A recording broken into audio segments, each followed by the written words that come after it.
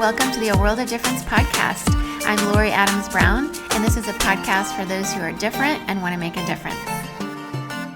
Are you walking through something in a relationship or in a situation you have at work, or maybe something that has just been a curveball in your life that you don't really know how to walk through without some professional help? Well, if that is you, BetterHelp is here to help you. They sponsor this podcast. I myself have been helped by a BetterHelp therapist who I absolutely needed at a time in my life where I was working through some workplace abuse. And the things that she would say to me, give me to do in between our sessions that were weekly, just really transformed me. She walked me through some really, really hard things, and I've come out the other side with so much more freedom. And I just want to recommend it to you. There are professionals there that can help you walk through whatever it is, whether you're trying to figure out what's next for you, work through some tricky things in a relationship. Please check out betterhelp.com/difference for 10% off your first month. That's www.betterhelp.com/difference for 10% off your first month today. We have a very popular guest back on the show again. Chuck DeGroat is back on. He's been on a previous podcast episode, which was one of our most downloaded, where he talked about his book, When Narcissism Comes to Church. And Chuck is a professor who's written another book called Healing What's Within, Coming Home to Yourself and to God When You're Wounded, Weary, and Wandering. Chuck is a professor of pastoral care and Christian spirituality at Western Theological Seminary in Holland, Michigan, where he serves as the founding executive director of the Clinical Mental Health Counseling Program. He's a licensed therapist, a spiritual director, an author, retreat leader, speaker, faculty member within the Soul Care Institute. As a therapist, he specializes in navigating the issues of abuse, trauma, pastoral and leadership health, and doubt and dark nights of the faith on the journey. And he trains clergy in handling issues of abuse and trauma. He conducts pastor and church planter assessments. He facilitates church consultations and investigations of abuse in church and faith communities. Before transitioning to training and forming pastors, Chuck served as a pastor himself in Orlando, Florida, and in San Francisco. And he and his wife, Sarah, have been married for 30 years and have 2 adult daughters. And he is not only writing and speaking and working as a therapist, but he's really a real thought leader in this space of what to do in a situation where there's a pastor who's dealing with narcissistic tendencies and has been psychologically, spiritually abusing maybe in many other ways his staff or congregants or people in the community or even his own family. Chuck is walking face to face with some of these as clients. He's consulting in churches on how to change the systems that both enable and invite and welcome and celebrate these types of leaders that only hurt the church and hurt the pastor as well. And so in a spirit of helping to unpack what it's going to take to heal from what's within, this book is not so much a second response to that first book, but it's just a deeper understanding of the therapeutic work he does, whether people are dealing with narcissism or other issues unrelated to that could also be a Venn diagram related to it, such as attachment issues from their childhood, trauma, ways they've responded to that have been harmful to them and those around them. And he really invites a curiosity to be introspective and to look into very interior parts of ourselves. It's a beautiful book. Really enjoyed reading it on a recent plane trip from San Francisco to Shanghai. It's having this advanced copy has been a real honor just to walk through it. I've highlighted so much of it. I had so much I want to ask him about it. So I'm really excited to welcome to the show today, Dr. Chuck DeGroat. Hi, Chuck, and welcome back to the podcast. It's so good to be here, Lori. It is so good. We're all smiles because we're just so happy to be talking about your new book, which congratulations. It's such a good one. Here it is. Healing What's Within and Coming Home to Yourself and to God When You're Wounded, Weary, and Wandering. And for many who know you through your previous book, When Narcissism Comes to Church, which you were on the podcast talking about last time. And this one, you're kind of taking, it's not a totally different approach, but it's like a different level. You're talking about a deep look within, which is sort of the opposite of how narcissists kind of approach life. So tell us, how can this book help those with maybe narcissistic tendencies or all of us to really walk through trauma and suffering? Yeah, it's interesting. Like even after the narcissism book, there are people who came around and said, let's do part two version of that, and I didn't have a sense that that was the book, and I think part of this comes out of my own clinical practice. I do therapeutic work, right? And I work with people who want justice for the things that have happened to them, but oftentimes find themselves without justice, right? And so there's that sense of like, and people who get some sense of justice or what they think might be some closure and still feel unresolved internally. And so the question becomes like, so what is it? How do I heal, right? And so I wanted to shift to trauma. We talk about trauma is not what happens to us, but what happens within. And so that's the focus of this book is like, how do we look within and begin to do some of that healing work ourselves? Yeah, it's so. I will say, I was reading it on the plane to China recently, and um, it's not comfortable always. And Yeah, often, I had to put it down a few times because it's like that. There's some pretty deep, heavy parts of that yeah, that are painful, that are relate to trauma, right? And so, and that's where I think that your previous book really helped help us understand when you avoid that it could go to really places where you're hurting other it people. could become Um, narcissism, right? Yeah, yeah, exactly. yeah, So, but I will just say, because I'm here in the Bay Area, and a lot of you have a lot of San Francisco Bay Area stories in the book, yeah, including where I went to seminary up in the North Bay, Mount Tam. My husband and I used to love hiking up there. But then you also have a story about the South Bay, where I live now with some twins, and I'm a twin mom. So there's a lot of connection points in your book of driving across the Golden Gate Bridge and the fog, and you use a lot of metaphors to help us mm, understand. I want to ask you this question though: when you look back on your work years ago yeah, until now, kind of what has changed in your approach in ministry based on your research and your firsthand experience? yeah. A lot has changed. I was trained as a therapist. I did a dual like Master of Divinity, Master of Arts in Counseling back in the mid '90s, and when I was first a pastor in ministry, I was in a more complementarian context. Now, for your listeners, that means I was in a Christian sort of space where women were not allowed to do anything, and I my own opinions about that were changing. That probably sounds very repressive, regressive to listeners, right? And it is. 25 years ago, I was a 27-year-old going into ministry trying to figure some of these things out. But almost immediately, I was the one sitting with women who were telling me abuse stories. And I would never, Lori, I would never have guessed that's what would have happened. I sort of expected as a young pastor that I'd be working with men, and that was just kind of the way it went. But I became a safe person for women who were saying, and the wives of leaders within the church who were telling me stories of what they were experiencing, and that led to, as it does in these contexts, disorientation, disruption, and I was eventually fired from that particular church. But I think my approach back then too, I was really angry. I'll just put it that way. I was really angry, and my approach, now I'm talking, I guess, therapeutically, my approach was pretty confrontational. I think that over the last 15 years or so, as I better understood trauma and as I better understood fragmentation, the parts of us that are adaptive and compensatory and play particular roles, I've begun to understand, or begun, or whatever it is, that narcissism, for instance, just to get back to some of the old writing that I did, is not core to a person, but is compensatory. It's a way of coping out of trauma. And most of the narcissists that I've worked with are deeply wounded human beings. I mean, when I do the work, I mean, they were traumatized themselves. They were abused, they were Yeah, bullied. And not that they woke up one day and said, I'm going to become the bully, but right. somewhere, somehow, they learned to become the bully. And now they're acting out as a bully.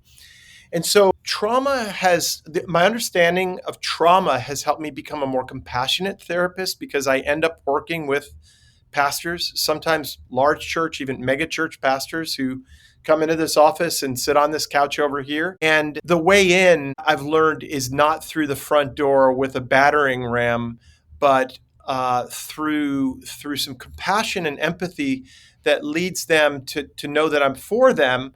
I want the best, but there has to be a both end, right? On the one hand, they've got to deal with their own trauma, and on the other hand, they've got to deal with the harm that they've caused. And the only Yeah. way that I've found, I'm hoping I'm hitting your question, but I think Yeah. the only way that I've found for them to deal with the harm that they've caused, if it's not coerced, because that's what Mm, led them to the narcissistic bullying in the first place. So if they find me as one who's empathetic and an ally. I can't tell you how many men I've worked with who are like, um, they've gotten to a place where it's like I'm so ashamed, and I want to reckon for what I've done. I want to be held accountable, and then, of course, there's a whole process and path as you go down that road.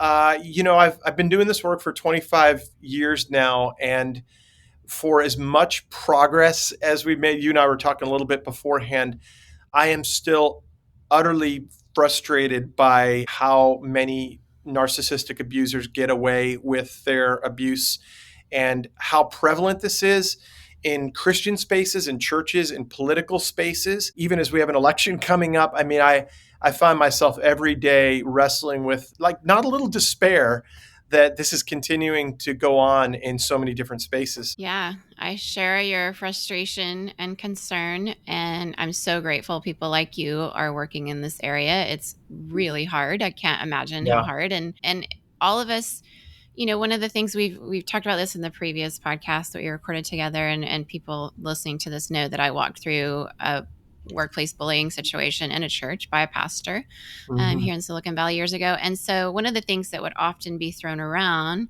by this bully and his henchmen who kind of mobbed me together Hmm. and have done that to others was they would sort of minimize everything by saying, we're all wounded. We're all just rubbing up against our wounds with Yeah. each other, and very much dismiss Yeah. without doing the work. Is that something you Yeah. hear quite a bit? It's something I'm hearing more and more. You know that I did not. I found out that I thought I coined a term, Lori, but I found out that others were using the language of vulnerability, FAUX, No vulnerability. way. I thought that was you. Oh, wow. I thought it was me too, and it turns out that others. I mean, it's just it's in some ways it makes sense, right? Vulnerability, vulnerability, but whatever the origin might be, this idea that back 25 years ago, pastors were not as apt to talk about their own inner life. They weren't as apt to talk about their struggles or their therapy or their wounds or their Enneagram type or any of these kinds of things. But I go into these spaces now and I don't do as many investigations or inquiries as I used to do. I just don't have time to do that kind of stuff. But I go in and I'd get the pastor who says, "Well, I know my Enneagram type." And, I go to therapy and I can't tell you how many pastors, and there are some like larger profile pastors that people would know that I've worked with who are into therapy and they're into the Enneagram and they're into emotionally healthy spirituality, Pete Scazzero's work and Right. Great book. Yeah. all the things. And it's not leading to a deeper self-revelation, or it's not, at least it's not leading to them understanding their impact on others, right? And Mm. so it's fine, and they use it to gaslight others. Frankly, they use it as a like immunity. Like I get a pass because I mean I had a pastor fly up to Michigan and take a selfie with me, sat down with me, and wanted to. I didn't know that there were things going on in his church, but it turned out he wanted to come up and take a picture with the book and go back with his immunity card to say, well, I talked to the guy who does the narcissism work, and I know my stuff, and I get off free. So it's stunning to me. I mean, I'm sure you see this Classic. too, how people are doing this, right? Oh, yeah. One of the ways that played out with the church I was at, where I walked through a lot of bullying and many things, was they would bring in these consultants who no Mm, consultant can know everything. And when you're yeah. really good at hiding stuff, literally, we would be told to clean out the closets. When Mhm. like the board, external board came into town from all over wherever they were from. And I never got to meet with them personally, even I was like an associate pastor. And so it was clear that we were putting on a show, that it was smoke and mirrors. And so when a consultant comes in to like right after I was fired on women and how to treat women, well, they just say, we're so good with women. Women love us. Look at these token women. They love us. Yeah. And so I feel like people like you get used by these Yeah. people who are hiding something. Yeah, and I mean, I'm curious about your experience because I'm seeing this happen more and more in egalitarian spaces, which is to say, in again for your listeners, spaces where women are allowed to be pastors, and where it's like, but look, we've got women pastors. We're egalitarian. We allow for this, but it hides the misogyny. Like, I mean, there's a deeper misogyny going on within the system, and yet they're able to sort of say, but we've got women pastors and we allow them to preach. And did you experience something like that, or? 100%. I wasn't even allowed to preach. Okay. then later, Andy accused me of wanting to steal his pulpit. And like, I didn't honestly even want to preach because he so tone policed me and others that I would have never made it through a whole sermon saying Yeah. everything exactly like he wanted. We had to be his mouthpiece, even in our Yeah. welcome and next steps. It was a lot of Yeah. pressure to kind of take our emotions and our personality out and put his in. Because I Yeah. think that's all that a narcissistic Yeah. personality or somebody struggling with that knows how to do is make clones of Yeah. themselves. So we couldn't be ourselves. But yeah, it Yeah. was definitely a show. And, he's fought the whole Southern Baptist Convention on behalf of women pastors as well. And, very badly psychologically abusing me and others. And at the same time, I think about like, where your book is talking about. And I knew there was trauma there, but he wouldn't really talk about it. So I had a lot of compassion that Mhm. kept me there for a while, just giving him a lot of pity. I think I pitied him a Yeah. lot. I have a lot of, and Yeah. so that made me excuse all of his things. And I think in Yeah. systems, even that are egalitarian or people who may be deconstructing from evangelicalism and are fresh out of it, some of those people I've encountered in that space still carry a lot of the old with them as they're stepping into the new. And I think Yeah. that's where there's a lot of areas where the refusal to listen, to understand women. There Yeah. was never even an opportunity to have a conversation about what my experience was like being the second woman pastor in this church and the Yeah. first woman pastor didn't have the opportunity either. There was a whole posture. And I see this also with white supremacy a lot. So there's a lot of connections between the white, Yeah. the white patriarchy, basically, Yeah. where you need to express extreme gratitude on a regular basis because they, with the power, allowed you to have these crumbs. Yeah. And so you're getting mansplained a lot, you're getting man-interrupted a lot, you're getting gaslit, and Yeah. not your gifts aren't being seen for who you are, you're tokenized. And so I think a Yeah. lot of women listening to this that have been in egalitarian spaces that I have spoken with have had Yeah. those experiences where men are like, you should be grateful I let you do this. It's like, no, God put me here. You didn't do anything. And Yeah. that's where we see the narcissism coming in. Like, Yeah. I gave this to you, be grateful. Yeah. Yeah. Yeah. 100%. I mean, and yeah, it feels like I'm hearing more and more of those stories, and it's getting harder to tease out. Also, in my work, my therapeutic work, um, in part because I have so many pastors who would claim that they're doing this kind of work. And I've had consultants come in and I did a 360 review, and I don't get why I'm being persecuted. I'm sure you've heard things like that. Yeah. The Darvo. But there's also, and this worries me about my profession, the therapeutic world. There are a lot of pastors who have found therapists who, in their narcissistic way, they can find a therapist who is their mirror as well. They can find a therapist who's like, I think you're great. You're so self-aware. It's not hard to find a therapist like that. And so Yeah. I don't really trust or buy when someone says to me, I'm seeing a therapist. I know my Enneagram type. I've done this consultation at my church. And I mean, again, I know you're seeing this in spades. That's making the work tougher nowadays to really tease out what's going on. Yeah. I certainly don't understand how we can overcome that easily, but I am so grateful for you and the hard work that you're doing because I think it's going to take a lot of brains around this. And I'm really glad that you're Yeah. trying to push to the next level and get past these obstacles. I know Yeah. that one thing I've learned in my experience, and we mentioned before when we were talking earlier, I was in this Caneo cohort based in Puerto Rico by Dan and Tanya White, Dan White Jr. and Tanya White, and which included some of your articles. Thank you. Yeah. But I learned a lot with my cohort leader, Sid Hawkskalaw, about nervous systems, and it helped me Yeah. understand why I was having trouble walking into evangelical Yes. spaces. So Yeah. you talk about that a bit in your book, nervous Yeah. systems, and how they respond to, environments with this window of tolerance to hyperarousal to Yeah. hypoarousal. You call Yeah. that home, sympathetic storm, and dorsal fog. Explain Yeah. how that works. Yeah, this feels really important, and it gets at what we were just talking about too, because I'm saying more and more that I am working with a lot of pastors who would claim to be self-aware, but they're not self-regulated. And there's a big difference. That's to say that they're claiming that they're self-aware because they know their Myers-Briggs and the Enneagram, they're going to their therapist and stuff like that. But they're not self-regulated, which is to say that they're not living from a grounded place. They're not living from a centered, grounded, sort of true self kind of place. They're living in what I call sympathetic storm or sympathetic hyperarousal. Now we're talking about our nervous system, our sympathetic nervous system. And that's where oftentimes you'll hear people talk about the responses of fight or flight, add two other F's, fawn and find. But but a lot of these pastors are living in sympathetic fight. Um, it's tricky because that looks like, I mean, just imagine the church planner or the mega church pastor with a lot of energy, and the person who's able to say, but there's so much fruit emerging from the work that we're doing.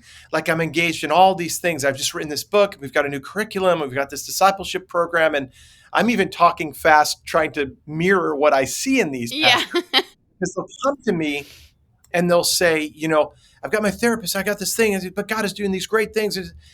And after I do these 5-day, 3-hour a day intensives, right? And, at the end of the first day, I'll say, I'm exhausted. I don't know about you, but it feels like you're on this hamster wheel and you're going 1,000 miles an hour. And what we're talking about there is dysregulation. We're talking about a sympathetic storm. And one of the reasons I know about this is because after my own experience of being fired and some of the trauma that was in my own body, I was doing some therapeutic work, but I didn't know how dysregulated I was. I wasn't yet sort of engaged in the larger trauma conversation. So I was so disconnected from my own body. And I ended up landing in a hospital in Mexico when we were on Yeah. vacation. We'd flown down from San Francisco to Cabo. And that's when I learned, I mean, a doctor essentially said, you have the body of a 60-year-old at this point. Your system is septic.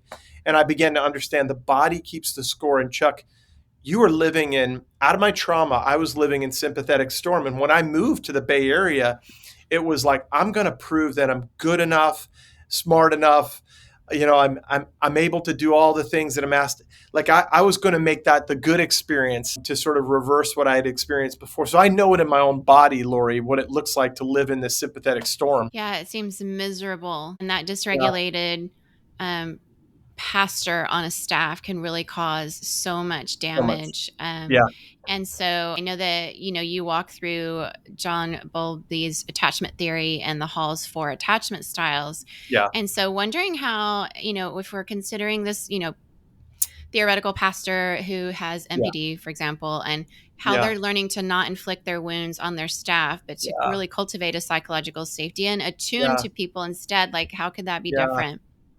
Yeah, I mean, it begins with where we just were with understanding nervous system state. So it begins with an acknowledgement that I'm living dysregulated. And as my experience, and I mean, I'm literally sitting in the office where I do this work, is, by day 2 or 3, when we're doing some of this intensive work, if a pastor leans in, and they don't always lean in, as you know, they might be out of here by day 2, but if they start to lean in and understand the dysregulation and get curious about it, there's always a story behind that. Like, the question becomes, because it's like, I don't want to live like this. I didn't know I was on this hamster wheel. I didn't know that in my storm, other people were catching the winds and being hit by the debris. I didn't really know that. Then if they're able to continue with that curiosity, they can begin to look at their attachment story, which is to say, where did this start? We were, of course, as you know, because you've done a lot of this work, we're born in and for connection. But when we don't experience connection, when we don't experience safety, when we're not seen and soothed and secure, we will become more anxiously attached or avoidantly attached or attached in a disorganized way. And most of the pastors that I see in this space of dysregulation where they're insecurely attached, which is to say there's a story of living in these stormy waters for a long, long time. And that's where that's where hope grows in me, because if they start to get curious about that, there are a few things. Will they acknowledge their dysregulation? Will they start to get curious about the larger story? I think where, as you know very, very well, where this is all proven is, will they get serious about the impact on others? Like, Yeah. it's fine if behind closed doors they're having a conversation with me. It's another thing, I'm thinking of your situation where someone acknowledges this is the harm that we've done, and they take measures to step away, because I think both you and I know a lot of this can't be worked out if you continue in your role. You really do have to at some point step away and begin to do the work. So a lot of what I'm doing is I'm trying to get these pastors to willingly step away before they're forced to step away. A lot of them aren't forced to step away, but will you invest in the work, or is this just for lip service? And I can't tell you how many pastors have said, well, I went to Chuck DeGroat for an intensive. So now they're saying, I know that I used to struggle with self-awareness and self-regulation. So there's always that piece too. Yeah, it's so tough because this whole thing that develops from this lack of attachment or whatever, insecure attachment, Yeah. causes so many of them to want to use people as tools and to not, Uh-huh. to not look at themselves and to cast shame on them, others, but not process the shame themselves. And so when we look at a situation where how could pastors who maybe didn't have secure attachments and therefore are struggling with this kind of Yeah. connection, and you mentioned in the book like the differentiation from others, and Mhm. also knowing how to move in and out of relationships with healthy boundaries, these are Yeah. areas of struggle. How could they do a better job of regulation with their staff and showing up as a non-anxious presence? This is Yeah. something I would hear often from the pastor who abused me and others. He would say Yeah. the right things, like be a non-anxious presence, but he wasn't Yeah. that. So how could Yeah. they change, and what would change if they didn't rule with power by fear and causing anxiety and were Yeah. curious about themselves and others? Yeah, well, I mean, I do think that there are like everyday ordinary a lot of really good pastors out there. I mean, I know pastors like this, right?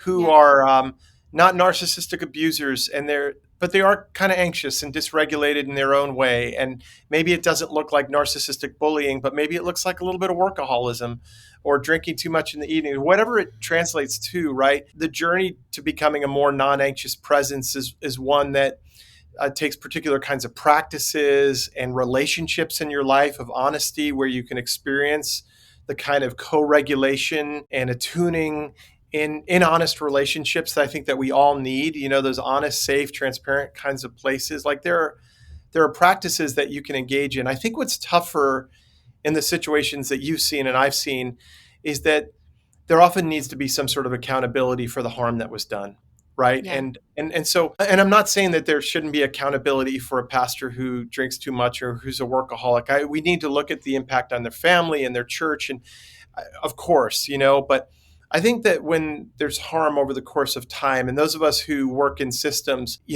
begin to, when we begin to, as I often say, go beneath the waterline, and we're no longer just talking about the one-off event, like that pastor did that one bad thing that time, but we begin to see patterns. We begin to see the systems and structures that undergird those patterns, and the particular mental models that are. And we realize this isn't just a person; this is systemic. Our work is really cut out for us because it's no longer about why don't you buy that book and do those practices and become a non-anxious presence.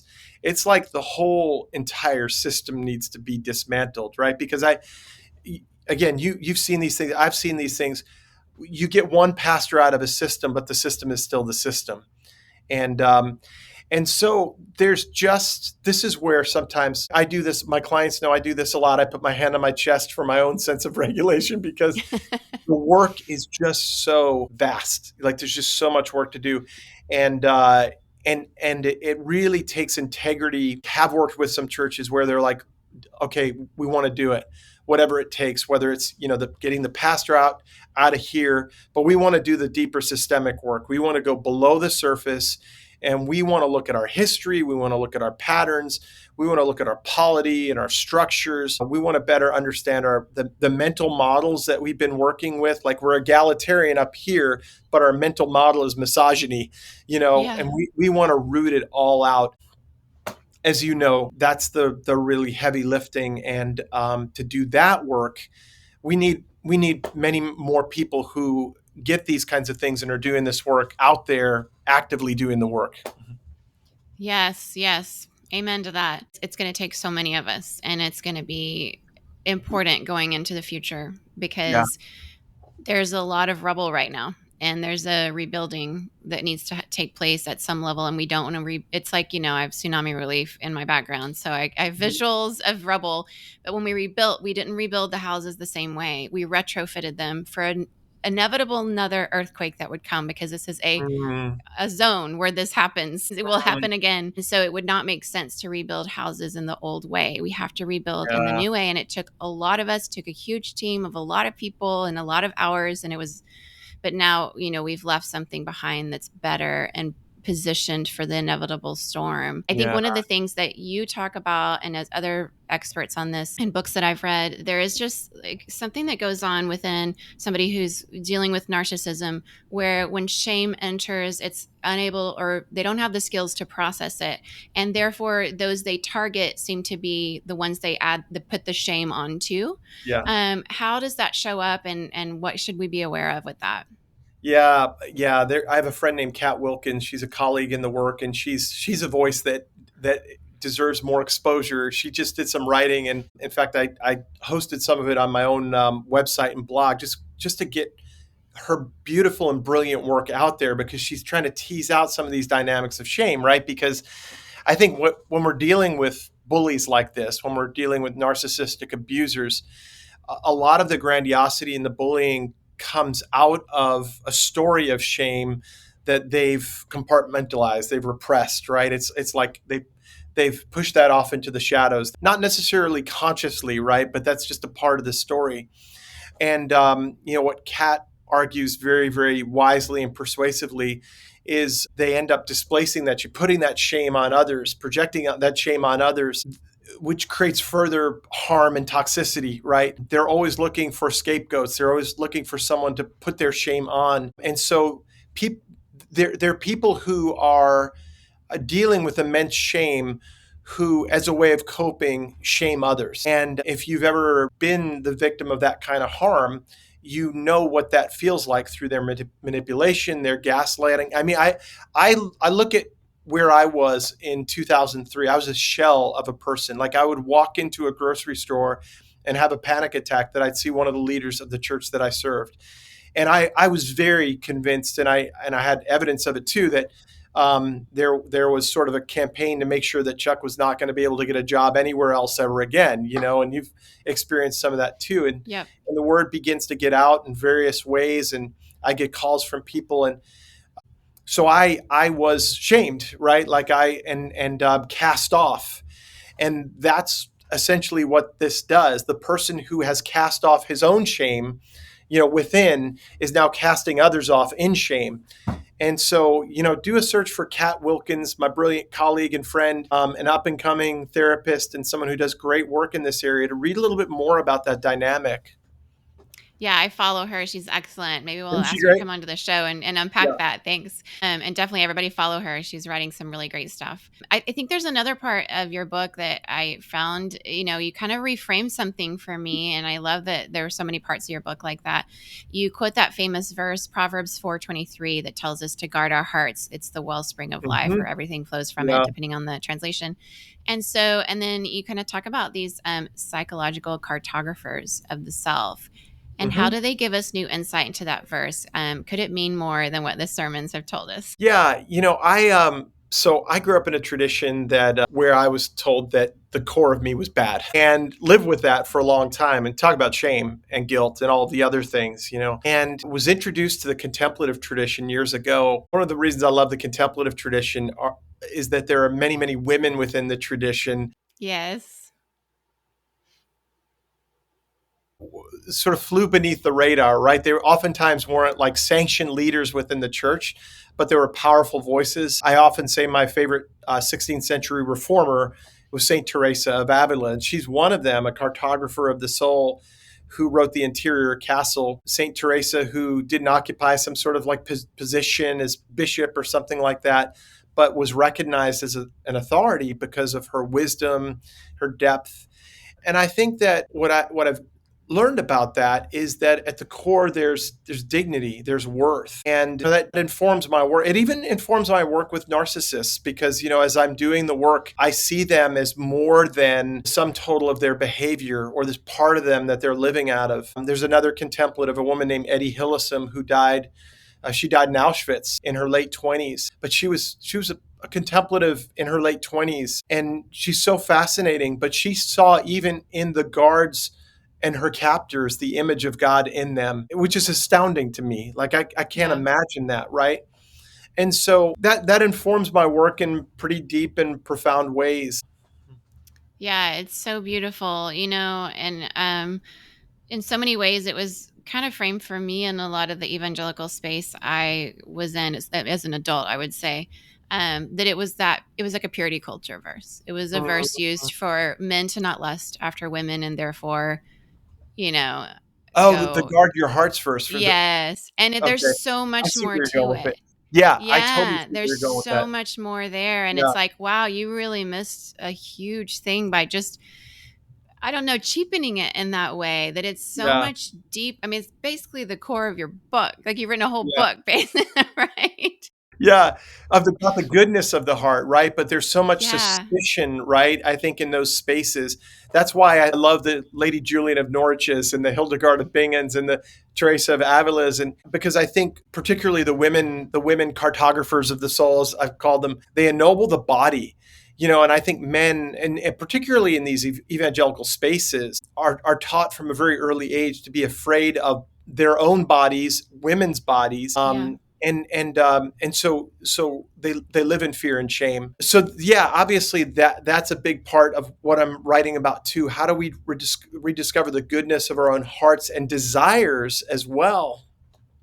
Yeah, no, I mean, there is this part where, I mean, you actually end up there's the freeze, fawn, fly. You actually have Mhm. six of them at different parts when you're Yeah, unpacking the attachment theory yeah, system. New yeah. things I learned. I underlined a lot of that part of the book. But as you're walking through kind of some of that, it's a reminder that whatever generation we're living in, I know, like as you're mentioning, like Hildegard of Bingen and all these women, they were living at a time where Dr. Beth Allison Barr writes about in her Making a Biblical Hmm. Womanhood book, women's bodies in the Middle Ages were considered deformed, like they were Yeah, inherently yeah. bad. And then in our, generation, it's more like women's bodies are just sexy and that's it, like there's Mhm. nothing else. And so you have all kinds of issues on either one of those. But to Yeah, think that we are made in God's image out of love, yeah, we are loved. yeah. I think going back and learning from some of the early church fathers and mothers, but also Mhm. processing it now with the way our narratives are in our own church context is really important. How do you see those kind of coming together? Yeah, I mean, I have a friend named Sam Jolman who just wrote a book called The Sex Talk You Never Got. And he's Mm, done a really good job with this. Sam and I graduated from the same clinical counseling program where we were required at a very early age. I went through when I was 27 years old to deal with our hearts. And can I tell a quick story about this? I of mean, just to course, make it yeah. practical. I'm in a counseling session. I'm doing a counseling session with a woman who's probably 23, 24. I'm 27. We're in the clinic. You've got that mirror window kind of deal going on, right? Where my female supervisor Lottie and several other women from our program are watching. And when I'm done with the counseling session, I walk out. And Lottie meets me, and she says, "It's time for your debrief." And so I walk into the room, and they ask me, "Well, how do you think the session went?" And I said, I think it went great. I think I built trust. I think it was just awesome. And they're all sitting around. They look at one another and they say, if you call flirting with a woman for an hour a good session, and they proceeded to do lot of deconstruction work in my own life, in my own heart. Right? There's a lot more to that story that I can tell, but what the sum of it is the woman wasn't blamed. I was asked to do work on my own heart, right? And so Mm, what's going on inside of you? How is that connected to your own stuff, Chuck? Well, it turns out that within me during that time as I was flirting, well, that was anxious energy connected to my own story, connected in part to my relationship with my mom, among other things, some of the abuse yeah. that I experienced. But I was a little boy anxiously trying to make conversation with a woman and unaware of what was going on within me in that moment. Mm. So they required me to grow up, is what I'm That's saying. awesome. To see this is, I think, the beautiful thing about this is is what led me to be able to do the work that I began doing several Yeah. years later with women, and why I think women began to experience me as safe because I'd started to do this work within me that allowed them to feel like when I'm with Chuck, I don't feel like there's some sort of weird dynamic here, Right. but I feel like he really sees me. And that felt like an important part of the work over the years.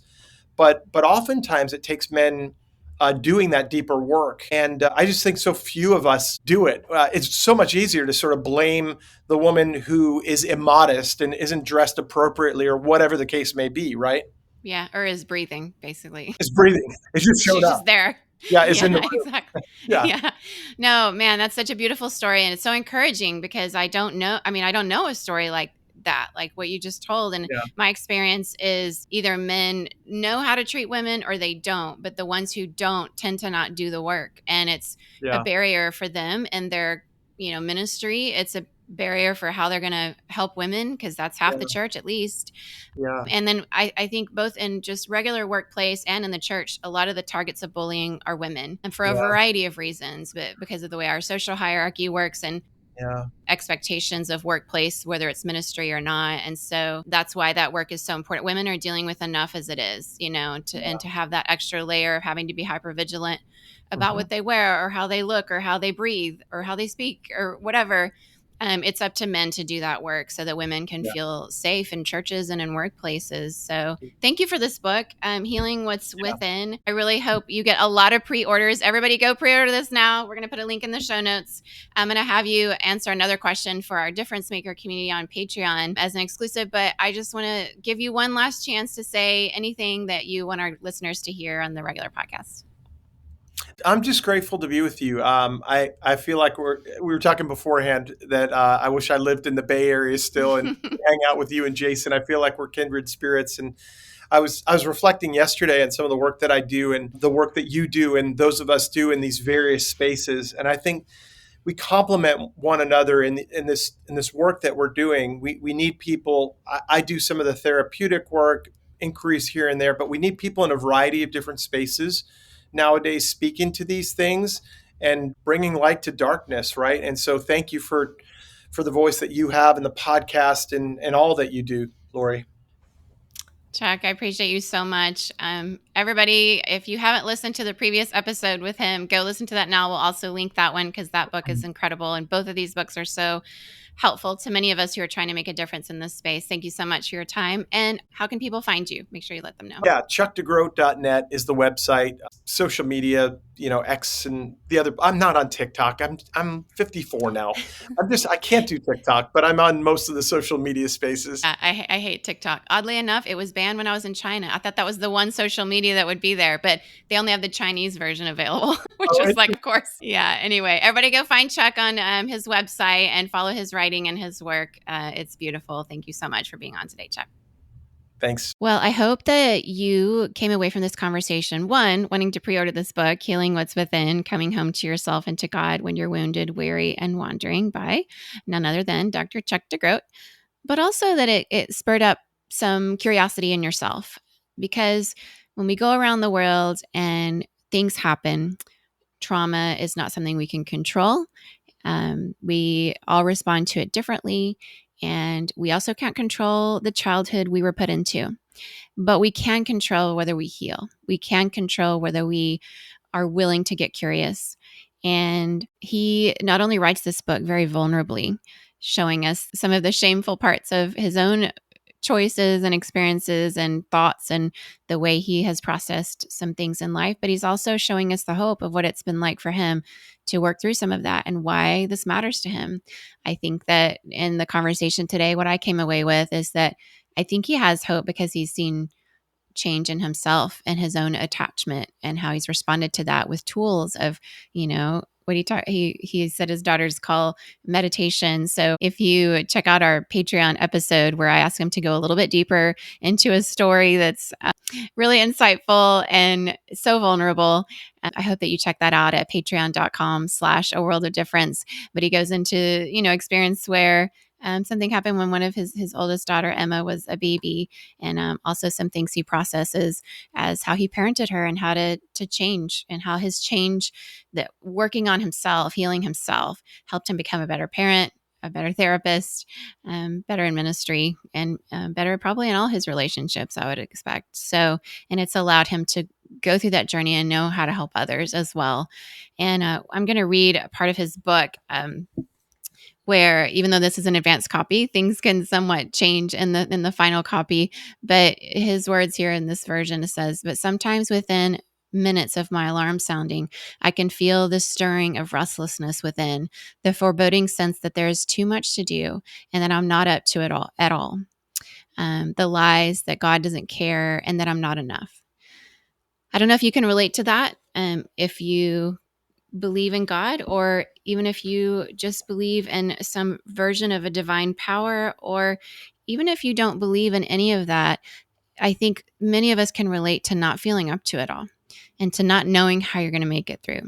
And that's certainly something I've experienced, where the world demands a lot of us. And how we respond to that can be related to our attachment experiences growing up. It could be related to some of the traumas we've walked through, which, if you have heard us talk about trauma here before, two people can experience a very similar traumatic event and both respond very differently to it based on attachment from, childhood, based on their personalities, their lived experiences. If you have two women standing in an office and they're both experiencing misogyny, it's possible the woman of color has also experienced a racialized misogyny in addition to that. And so the level of trauma would be more intense based on what she might have experienced. And so, or both people experiencing an earthquake or tsunami or a car accident will be in the same situation, but have slightly different experiences based on their seat in the car, where they were in the house. And so we can't really compare. We can't compare nervous systems. We can't compare experiences. But what is across the board for all humanity is that when we get curious about what's going on inside us and we get really introspective about our own nervous systems, our own lived experiences, our own traumas that we may not even remember, because our body does things to protect us and survive, but they don't necessarily serve us in the long term. And how we are coming across in our relationships, if we're not curious about how people experience us in a room, or as a leader or as a pastor, and we minimize that and blow it off and say we're all wounded, we're all wounding each other, or we cast shame on those that are being targeted by bullies, either by the bully himself or by those in a staff or congregation that want to continue to live by the narrative that this man is a good man and don't want to be curious about that victim's experience, that target's experience. That lack of curiosity really does not serve us. And you've heard me say many times here on the podcast that getting curious about why I've reacted about certain things, getting curious about why others react that way, getting curious about why systems are the way they are, so much of that curiosity leads to knowledge that helps us. And at the foundation, we want to encourage curiosity. Lived in an evangelical world for a while where many of the white Southern evangelicals had a pretty similar culture, and were taught some similar parenting styles with some nuance and variations there. But it was really quite common to have other white evangelicals that were colleagues of mine, that when their baby toddlers were learning to explore the world, that they would slap their hands and sort of tell them to not be curious. Because there, in some situations, there was danger, like 220 voltage and the plug on the wall. But at the same time, that curiosity over time of having their hands slapped really led to lack of opportunities to learn knowledge. And there are other ways to parent. There are other ways to guide in our faith communities that embrace curiosity, that encourage it, that encourage questioning, that encourages asking clarifying questions instead of seeing those as threatening, and that it's okay to say I don't know and continue to be curious even with people who are asking us as questions as leaders. All of that curiosity is a foundation for knowledge and for health and for healing. And so I encourage you to be brave enough to pick up this book. It's going to start off with him talking about his own journey a bit, and he's going to draw you in, and he's going to pull you through some therapeutic principles that are going to be really helpful for you. There's a particular diagram, we discussed it here on the episode, where he walks through, if you're not familiar with, some of the different aspects of our nervous systems and how we can react in what he calls the home, or the window of intolerance. The window of tolerance, excuse me, or the sympathetic storm, the hyperarousal. That's where we get into fight, flight, fawn, and find. And then the dorsal fog hypoarousal, which is a freeze and fold response. And so he's also going to walk through these six different words that start with the letter F as to ways people can respond based on their various attachment styles that they've learned from childhood. And it's fight, flight, fawn, find, freeze, and fold. And that shows up differently depending on your insecure attachment style or your different attachment styles. And there's so much richness in this book. It's going to get uncomfortable for you at times. It's okay not to read it all at once, but that work is not only brave, it's getting you to where you want to be. You want to be the kind of person who shows up in a room and makes people feel calm, that you're regulated, and that your regulated nervous system allows others to be regulated. Because not only are you going to accomplish more as a family and relationships, as a team to work more efficiently, as a church to get more ministry done when people can have their brains available to be more innovative, but you're going to allow people to not have like all these crazy reactions in their own bodies from having these situations where they're showing up fawning or freezing or having traumatic responses because you aren't regulated as a leader. So, showing up as a non anxious presence isn't a cliche for narcissistic, abusive pastors to throw around and act like they're doing when they're not. It's something to actually work so hard to do, and to do the own work on yourself, whether it's deep breathing, visualization, EMDR, spotting, deep therapy to work on the injuries in your own past so that you show up as somebody who's not causing more trauma and injury to those around you. And instead of blaming others and saying it's their fault again and again and again, maybe it's time to take a look at yourself, and not in a narcissistic way in a mirror where everybody says you're great and that's all that you can handle, but to actually truly be brave enough to say this horrible thing that happened and has happened in my childhood or in my previous experience is something I don't want to own me going forward. I don't want to be the kind of person who hurts others again and again and blames them for what I've done to them. And this is not easy. And whether people struggle with narcissistic tendencies or not, this is not easy for anyone. So we're all in the same boat with this.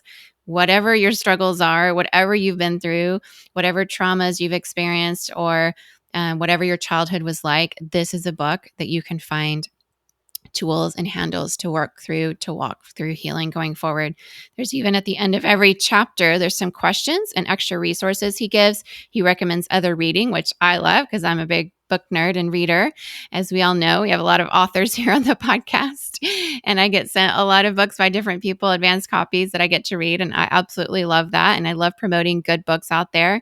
He lists resources like Dan Allender's book, To Be Told, Know Your Story, Shape Your Life, Frederick Buechner, Telling Secrets, all kinds of different authors that you may or may not be familiar with. He lists their other resources at the end of each chapter. He really is not just writing to give you knowledge, he's writing to invite you into a healing experience, that this book can be a significant impact on you and to others.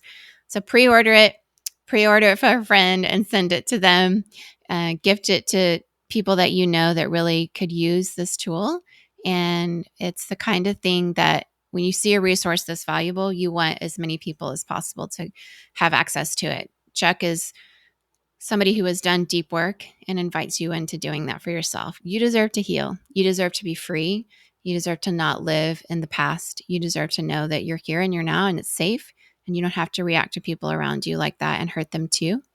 And you deserve to know, if you've been targeted by somebody like this, that you didn't deserve that, and that you too can heal, and you too can be free, and you too can walk through knowing that today is where you are and you're here and you're safe, and that it's okay to just take a deep breath and be introspective and be mindful and know that you matter and that your story matters and that there is hope moving forward. And this book is full of hope. And so I hope that you pick it up. Healing What's Within by Dr. Chuck DeGroat.